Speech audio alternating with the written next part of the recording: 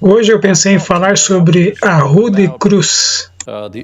Eu acho que a cruz é um assunto que nós às vezes o consideramos muito familiar, mas nós nem sempre ponderamos sobre a profundeza desse assunto. Então hoje eu somente quero falar sobre a rude cruz. E eu quero começar lendo uma passagem de 1 Coríntios, capítulo 2, dos versículos 1 ao 5. Aqui é o apóstolo Paulo, e você percebe o que aparece aqui, e a sua paixão por Cristo e este crucificado. E isso não é muito depois de sua viagem para Atenas, onde ele tentou filosofar com os gregos e os epicurianos e os filósofos, e ele percebeu que há um lugar para o debate em certas arenas, mas quando você traz diante das pessoas a verdade da salvação, sempre centra-se na cruz de Jesus Cristo. Então, ele escreveu isso para os Coríntios. E eu, irmãos, quando fui ter convosco, anunciando-vos o testemunho de Deus, não o fiz com ostentação de linguagem ou de sabedoria, porque decidi nada saber entre vós, senão a Jesus Cristo e este crucificado. E foi em fraqueza, temor e grande tremor que eu estive entre vós. Minha palavra e minha pregação não consistiram em linguagem persuasiva de sabedoria, mas em demonstração do Espírito e de poder, para que a vossa fé não se apoiasse em sabedoria humana, e sim no poder de Deus. E o poder de Deus aparece quando nós vamos à cruz e nós contemplamos o maravilhoso dom do nosso Salvador Jesus Cristo. Então, quando nós contemplamos e consideramos o seu sofrimento terrível, o primeiro ponto que vem à minha mente é que a cruz nos mostra a inconcebível glória e as infinitas e extasiantes alegrias da vida eterna e do céu são tão incríveis e inimagináveis e impressionantes, e que Jesus tão desesperadamente não quer que nós percamos essa experiência. Em outras palavras, por causa da sua vida vivida previamente no céu, ele sabia que era muito bom para nós perdermos isso. Consequentemente, Jesus não queria que nós perdêssemos isso. Então, ele estava disposto a pagar o preço definitivo para que nós pudéssemos estar lá. Então, do outro lado da moeda também, quando nós olhamos para o mesmo Jesus, nosso Salvador crucificado, sofrendo, morrendo, nos mostra um outro aspecto, um outro quadro, o qual é retratado aqui, que são os horrores da segunda morte. Então, inimaginavelmente terrível, que as agonias e as tristezas e o horror são tão terríveis que Jesus não queria que nós tivéssemos que morrer aquela morte. E por essa razão também ele morreu por nós, desta maneira, na cruz. Então, a rude cruz com o Salvador crucificado e morto fala sobre dois destinos eternos e opostos, a vida eterna e a morte eterna. A nossa decisão deveria ser uma conclusão antecipada quando nós ponderamos detalhadamente nos sofrimentos de Jesus por nós. E esses sofrimentos começam no momento em que Jesus se tornou pecado por nós e carregou os nossos pecados por nós. Em 2 Coríntios capítulo 5, versículo 21, diz assim: aquele que não conheceu o pecado, ele o fez pecado por nós. É verdade, e é um mistério em certo sentido, mas tão logo Cristo tomou os nossos pecados sobre ele, a lei de Deus se levantou e o assaltou como seu adversário implacável. A lei violada e ofendida de Deus condenou e trouxe maldição sobre Jesus. Como autor de todo o mal humano desde Adão, determinado a encontrar sua sentença de total e absoluta justiça, a quebrada e ofendida lei de Deus, Se você pudesse ter um retrato disso, a lei quebrada e ofendida de Deus tomou a sua ardente maldição para descarregar a sua raiva sobre o Filho de Deus. Ele mesmo que proclamou seus princípios do Sinai, o autor dessa lei, agora se tornou a vítima dessa lei violada e enfurecida. E essa lei, ela não faz acepção de pessoas quando se refere ao pecado. E espancou a sua vítima desamparada e sem resistência, até que o corpo, a mente e o espírito gentil de Jesus se tornaram uma massa sangrenta e rasgada, silencioso por horas, com lábios trêmulos e o coração quebrado. Jesus recebeu as violentas chibatadas até que a lei, sem fôlego, exausta e gasta, não pôde mais levantar o seu braço. Com a testa encharcada e sem força, a lei liberou o sangue de sua mão dolorida. E a sua voz acusadora, agora muda e silenciosa, enfim, com nada mais a dizer, a lei se voltou do seu objeto de indigna ira e silenciosamente foi embora. O seu trabalho todo realizado e sua ira mostrada, e todo o nosso mal punido no grau mais alto. Contudo, naquele lugar escuro de inexplicável sofrimento, o Filho de Deus pagou o resgate para toda alma perdida e indigna. E lá, à medida que a cruel mão da morte espremia a sua última respiração do seu corpo quebrado e gasto, Jesus levantou a sua cabeça para gritar triunfantemente: está terminado. Tal foi o preço pago por nossa salvação. Mas o que nós deveríamos fazer com o coração agradecido e de joelhos? Alcançar a mão da fé e agarrá-la. Agarrá-la diante da cruz, se nós nunca fizemos isso antes.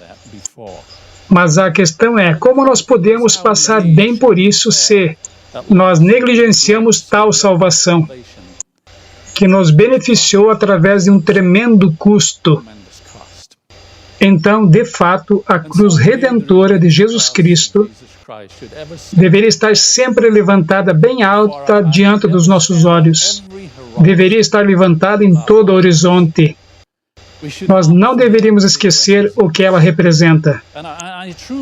Eu verdadeiramente acredito que quando nós meditamos sobre a cruz na Palavra de Deus, o Espírito Santo nos dará clareza espiritual e compreensão da única coisa que deveria importar para nós em nossa vida, e isso é conhecer a Cristo e este crucificado, o único em quem nós temos a vida eterna. Eu repito que ontem a maioria do mundo cristão comemorou a crucifixão de Cristo.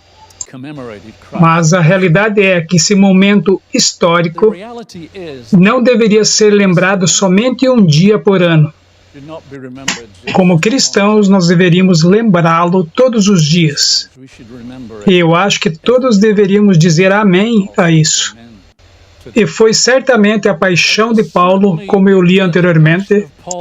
Sua paixão era Cristo e este crucificado. Esse é um tema recorrente em todas as suas epístolas e pregações. Era a sua paixão máxima que a glória da cruz foi onde que a redenção foi encontrada. Ele queria que todos que ele conhecesse, a quem ele pregasse, a quem ele enviasse epístolas, encontrasse a salvação lá também. Em 1 Coríntios capítulo 15, versículo 3, o apóstolo declara a sua sublime verdade. E ele disse: antes de tudo, vos entreguei o que também recebi, que Cristo morreu pelos nossos pecados, segundo as Escrituras. Em outra passagem de Coríntios, ele fala sobre a cruz de Jesus Cristo. Mas ele continua no verso 4 e diz isso, e que foi sepultado e ressuscitou ao terceiro dia, segundo as Escrituras. Então ele fala sobre sua crucifixão no verso 13 e sobre sua ressurreição no verso 4. E novamente eu tenho que repetir o que eu disse alguns minutos atrás, que a maioria do mundo cristão celebrará a ressurreição de Jesus Cristo. E é claro, isso é tão crucial quanto a sua morte. O seu levantar da morte é tão crucial que quando ele morreu, não só pelo fato de que Jesus, ao fazer isso, derrotou a morte, mas se Cristo não tivesse se levantado da morte, tudo o que ele tinha alcançado na cruz teria se tornado ineficaz. Deixe-me ler isso de 1 Coríntios capítulo 14, quero dizer 1 Coríntios capítulo 15, me desculpem, versos 14, 17 e 18. E diz assim: e se Cristo não ressuscitou, é vã a nossa pregação e vã a nossa fé.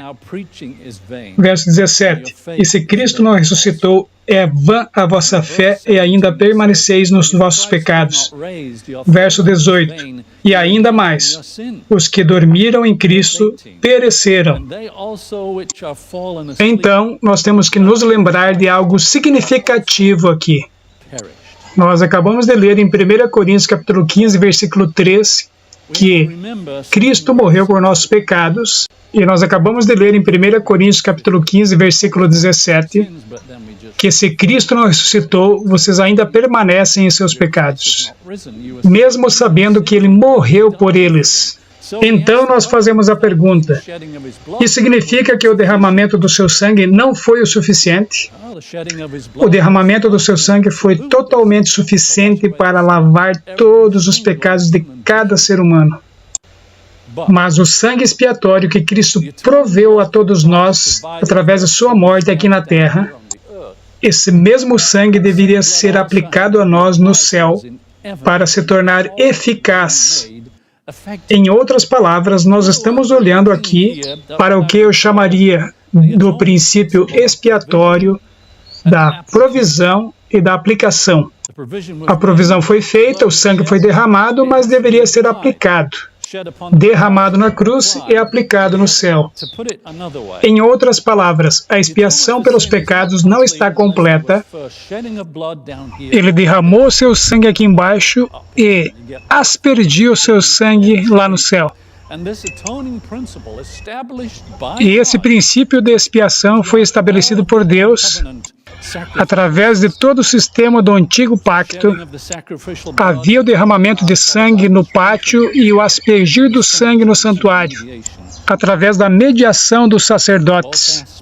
Esses aspectos descreviam como Jesus viria para derramar o seu sangue como sacrifício e, seguindo-se a isso, aspergir o seu sangue e realizá-lo completamente no santuário celestial, onde ele ministra por nós como nosso sumo sacerdote. Sem o aspergir, o Novo Testamento não teria efeito. Prestem atenção no que diz Hebreus capítulo 12, versículo 24. E Jesus, o mediador de uma nova aliança, e preste atenção nisso, e ao sangue da aspersão, ele não está falando sobre o derramamento. O derramamento está implícito, como já tivesse acontecido. Ao sangue da aspersão, que fala melhor do que o de Abel. Então, a Bíblia é bem clara. Se Jesus não tivesse se levantado para aspergir e aplicar os méritos do seu sangue no céu, o novo pacto jamais teria sido ratificado. Nós jamais poderíamos ter sido salvos, mas ele se levantou e o seu sangue prevaleceu, não somente para começar a nova aliança, mas também para aspergi-lo e aplicá-lo a nós, como uma expiação pelos nossos pecados, em um nível individual sempre que nós precisamos. Mas lembrem-se, há algo mais. Quando Jesus aspergiu o seu sangue por nós, na nova aliança não foi somente para nos justificar, mas também para nos santificar e nos limpar do pecado. Então nós podemos ser transformados em santos e justos cristãos, que podem experienciar através do poder do seu sangue o novo nascimento e encher os nossos corações com amor ardente pela justiça e nos dar poder para andarmos alegremente em obediência à lei de Deus, não como um meio para ser salvo, mas como uma consequência de já estar salvos por sua graça e a promessa de Deus de escrever a sua lei dentro dos corações dos cristãos santificados e nascidos de novo. Nós podemos ler isso em Hebreus capítulos 8 e 10. Por causa da lei do amor, esta é outra razão. Ele nos dá poder para guardá-la. A razão pela qual nós deveríamos querer guardá-la é quando nós nascemos de novo, Ele nos dá a graça. Ele a escreve nas tábuas do nosso coração. E a guardamos não para sermos salvos, porque já estamos salvos. Mas a razão é, sempre que nós quebramos a lei de Deus, nós ferimos Jesus, nós o desapontamos. Nós trazemos vergonha sobre o seu nome. E nós o magoamos. E se nós realmente o amamos porque ele morreu por nós, então nós não queremos mais magoá-lo. Nós não mais deveríamos magoá-lo. Vamos dizer amém a isso. E essa experiência, esse poder para não magoá-lo, acontece quando o sangue aspergido de Jesus justifica e nos santifica e nos torna novos. E tais são os frutos do seu sacrifício por nós, à medida que nós mantenhamos a nossa conexão de dependência com Ele. E, consequentemente, quando nós fazemos isso, Jesus amadurece os frutos do seu próprio caráter justo em nós.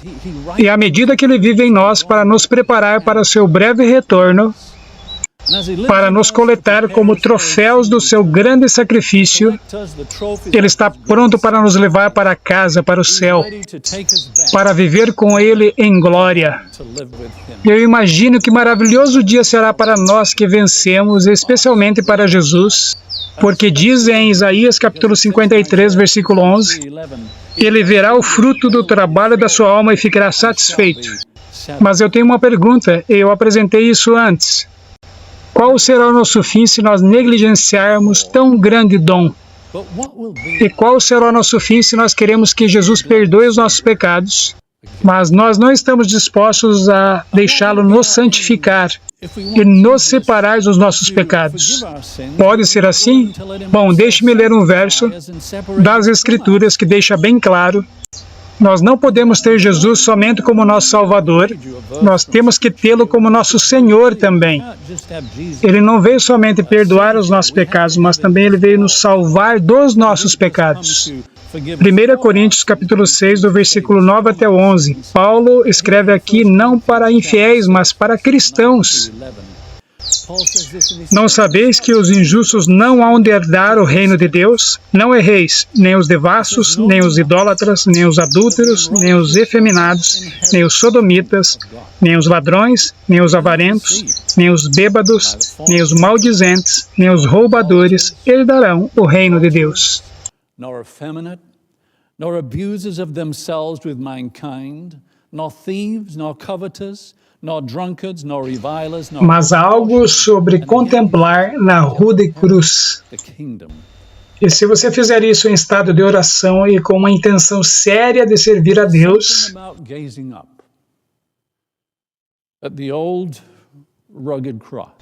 isso trará entendimento espiritual e aguçada clareza mental. E nós deveríamos perceber, se nós quisermos realmente entrar no reino de Deus, e Ele derramou o seu sangue e aspergiu o seu sangue, nós devemos estar dispostos a deixá-lo nos separar de todo o pecado que o crucifica novamente. Quando nós vamos até a rude cruz e nós vemos o sofrimento pelo qual Jesus passou, como morrer por nós e o preço que Ele pagou, nós deveríamos perceber, nós deveríamos ter aquela clareza e o foco mental e espiritual, que ao fazer isso, Ele não nos deu licença para continuar a pecar. De fato, nós denegrimos esse santo e sagrado sacrifício, que foi dado a nosso favor por Deus, porque Ele nos ama. E Ele nos ama muito, muito. Então agora vamos agradecê-lo por sua misericórdia. E Ele anseia por nos perdoar, Ele anseia por tornar o Evangelho uma realidade em nossas vidas. Então, para concluir, eu gostaria de contar uma pequena história que vocês já ouviram antes. É sobre um jovem, ele é chamado o Filho Pródigo. Está em Lucas capítulo 15. Vocês conhecem a história, ele deixou a casa de seu pai. Ele acordou mais uma manhã para enfrentar outro dia na fazenda de porcos. E à medida que ele estava lá fora alimentando os porcos e vivendo outro dia em uma vida desperdiçada, em Lucas capítulo 15 diz, e tornando-se em si. O que significa tornando em si? Significa que uma luz entrou e a claridade apareceu. E ele começou a pensar seriamente, o que eu estou fazendo nesta fazenda de porcos? Por que eu estou desperdiçando a minha vida? E tudo ficou claro para ele. Então, se você puder imaginá-lo lá, olhando para o vazio e largando aquele balde de comida de porcos e começando a pensar como a vida era tão boa. Ele tinha um lar, estava com seu pai, e ele tinha segurança. E é claro, a parábola está falando sobre a eterna segurança, aonde ele tinha tudo, mas foi embora, deixou tudo. E agora ele contempla a bagunça que ele fez com a vida dele. Ele começa a pensar sobre seu pai na sua casa. E ele começa a pensar, será que meu pai ainda se lembra de mim? Eu me pergunto se ele ainda pensa em mim. Você pode imaginar isso, que pela primeira vez em anos, e as lágrimas começaram a correr em seus olhos. Ele tentou lutar contra isso, mas perdeu a causa. Quando ele percebeu, as lágrimas estavam escorrendo pelo seu rosto. Ele começou a pensar ainda sobre seu pai. Ele disse, eu tinha tudo de bom, o que eu estou fazendo nesta fazenda de porcos? E novamente ele pensa, eu me pergunto se meu pai ainda se lembra de mim. Eu me pergunto se ele ainda pensa em mim. Eu me pergunto se ele ainda me ama. Então, é claro que pergunta. E provavelmente ele ponderou se as portas ainda estavam abertas para ele entrar e dizer ao seu pai que ele sentia muito. E provavelmente pensava, eu posso ser seu empregado, eu não preciso viver na casa. Eu posso viver no estábulo. Qualquer coisa seria melhor do que viver nesta fazenda de porcos. Então, vocês conhecem o resto da história, certo? E ele começou a voltar para casa, e sua fala estava toda ensaiada. E ele começou a pensar, será que ele vai se lembrar de mim? Será que ele vai se lembrar de mim? Ele começou a se aproximar da casa e reconheceu os arredores familiares. E lá estava a casa, no topo da colina, e havia aquele longo caminho. Ele se lembrou daquele longo caminho tão bem, e ele continuou andando por aquele caminho. Ele estava sentindo-se nervoso, estava decorando a sua fala. Eu me pergunto se ele pensa em mim, se ele se lembra de mim. Será que ele ainda me ama? E ele está subindo até lá, murmurando. E ele vê a casa à distância, e lá está ela com as portas abertas. Lá na varanda, depois de todos estes anos, ele ainda reconhece a forma. Não é o servo, não é o seu irmão mais velho, é o seu pai. O seu pai está lá na varanda. E ele não imagina que o seu pai não está lá por acaso. Mas seu pai está lá esperando por ele, esperando por sua volta para casa. Bem, vocês conhecem o resto da história. À medida que ele se aproxima, o seu pai olha e ele sabe no mesmo instante, aquele é o meu menino. E ele vai por aquele longo caminho, e o seu filho vê seu pai vindo, e ele começa a ensaiar a sua fala, e ele diz: pai, trata-me como um... E o seu pai o envolve com seus braços. E ele segura seu menino bem firme. E seu pai diz: filho, seja bem-vindo ao lar. Você quer dizer que você ainda se lembra de mim? Sim, eu lembro-me de você. Eu nunca me esqueci de você. Você ainda me ama? Eu nunca deixei de te amar, filho. Você me perdoa? Sim, claro. Eu posso viver no celeiro. Não, você não terá nada disso. Então, vocês sabem como a história termina. Eu estou concluindo com essa história, por isso, que se há alguém lá fora, hoje, que desperdiçou seu tempo e foi embora, talvez pela primeira vez, aos pés da rude cruz, e à medida que você contempla os sofrimentos de Jesus, e você vê o que representa e que o céu é tão maravilhoso, ele deu o seu tudo, então ele não o perderia. É isso que nos mostra. E quando você olha para a cruz, ela te diz também que a segunda morte é tão horrível e que Jesus morreu para você não experienciá-la. E se a cruz fala com você, como realmente eu faço, e você obtém essa clareza, entende o seu dever para Deus, para você mesmo e para o mundo, e você decide, e aquela clareza vem até você, e você vê o que Deus requer, e você diz para Deus: eu estou disposto. Eu não posso fazer por minha própria força, mas por sua graça, por sua obra em mim. O que o sangue borrifado de Jesus pretende fazer, me santificar, me purificar, me polir, tudo o que eu preciso ser. Então, quando ele voltar, eu poderei ser como ele. Eu estou aqui, Senhor, eu quero começar novamente. Eu dou a você o meu coração, aqui e agora, neste lugar. Se esse é o seu desejo, entenda que esse é o desejo de Deus há muito tempo. Então eu apelo para você, não recue. Venha até Jesus agora. E um dia, quando você alcançar aquele reino da glória, como o apóstolo Paulo, você estará naquele mar de vidro e você olhará em volta e você verá milhões como você, que vieram de todos os tipos diferentes de contextos, mas através de uma coisa, através da cruz, da rude cruz, você estará lá com todos. E lá estará Paulo, que foi decapitado por causa da cruz. E lá estará Pedro, que foi crucificado de cabeça para baixo. Todos os mártires que foram queimados na fogueira. E todos os mártires de lugares como Coreia do Norte, até hoje, quando as pessoas têm sido martirizadas. E todos estarão lá, e todos terão histórias para contar. Porém, ninguém se levantará e falará: que grande mártir eu fui. A única coisa que estará no lábio de todos é que um maravilhoso Salvador morreu por mim. E é por causa de Cristo e este crucificado. E não foi por nenhuma razão além dessa que eu estou aqui diante do trono de Deus hoje. Jesus quis que você tivesse o céu a qualquer preço. Então, não recue, venha agora para a rude cruz.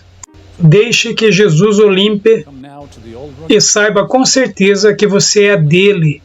E um dia, quando ele voltar, você será como ele.